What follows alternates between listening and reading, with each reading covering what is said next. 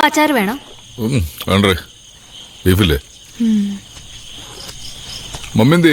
മമ്മിക്ക് നല്ല തലവേദന, ഉറങ്ങി. അപ്പൊ കുറച്ച് വെള്ളം വേണോ? എന്നാ പപ്പ? അയ്യ ഞാനോ? വേണ്ടപ്പ. അയ്യോ, കുടിച്ചോ കുടിച്ചോ. വെള്ളം ഒഴിക്കണ്ടേ? ബീറിലോ? വേണ്ട.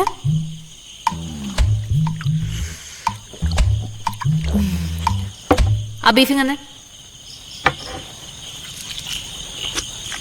കൊള്ളാലേ?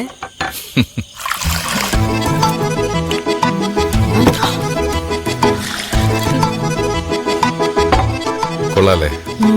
ശീലാക്കണ്ട.